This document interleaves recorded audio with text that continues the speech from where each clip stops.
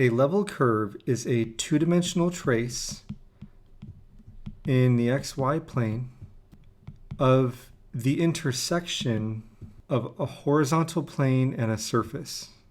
A contour map is a set of level curves on one plane. Here we have a picture or a graph of a function on the left. It's kind of a domed shaped function. And as you can see, there are horizontally oriented circles essentially because of the shape of this surface. And those represent the intersection in space of a horizontal plane and this surface. And here in the xy plane, we see a series of concentric circles that represents the projection of those intersections on the xy plane. There are various values, so we see f of xy equals 20 is this outermost circle here. That would correspond to basically the base of this domed shape. And then as k increases, we have f of xy equals 25, 30, 35, 40. And as we move up the surface, what you see is that the circles are getting smaller and smaller and smaller. And so this is a two-dimensional way to represent the information in this three-dimensional graph. Over on the right, we see something a little bit more organic, for lack of a better word. And it's a depiction of basically a topographical map. And we see that the level curves are given to be at 4,000, I suppose, feet, 5,000, 4,500, 5,000, and then 5,500. And what we know is that level curves in a map like this, in a contour map, are intended to represent equally spaced horizontal planes.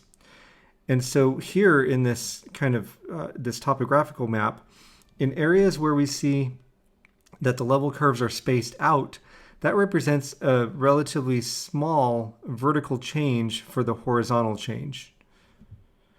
To the right of kind of the center over here, we see that these lines are very bunched together.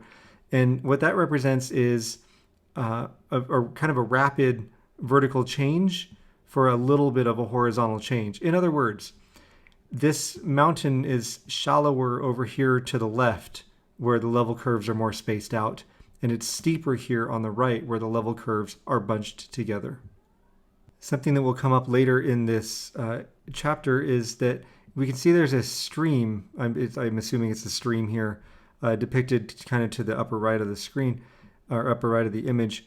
And the stream actually intersects each level curve at a right angle. Just file that away in your memory. It'll come up later in the chapter, like I said. For our first exercise, we're going to create a contour map. Here we see a surface that has peaks in the, above the first quadrant, the second quadrant, the third quadrant, and the fourth quadrant. And you can kind of almost see that the z-axis exists in the middle of these peaks. It's a little bit tough to see, but there's this z-axis here. That's how I know that this back one here is above the third quadrant. In order to create our contour map, we're going to first set up x and y axes. And then to aid you in what I'm going to be drawing here, I'm going to identify quadrant 1 here using blue, quadrant 2 using green, quadrant 3 using purple, and quadrant 4 using orange. Looking at quadrant 1, if you imagine a series of horizontal planes slicing that surface, what we would end up with is basically a bunch of concentric circles. Not exactly going for perfection there, but there's what I see as the representation of what's above quadrant 1. For quadrant 2, about the same thing. Just a series of concentric circles. For quadrant 3, now this requires a little bit of interpretation. I know that this is in perspective, and quadrant 3 is farther away from us than quadrant 1. And so that the curve is taller there in quadrant 3 makes me think that maybe it's bigger there. So what I'm going to do is, in my contour map, I'm going to represent that as a series of larger circles. Circle-ish is okay. I know that they're not exactly circles. And then in quadrant 4, we have kind of something that, again, the peak looks like it may be a little bit taller than what I see in quadrant 1. And so I'll make those circles just a little bit bigger, maybe, than what I see in the over quadrant 1.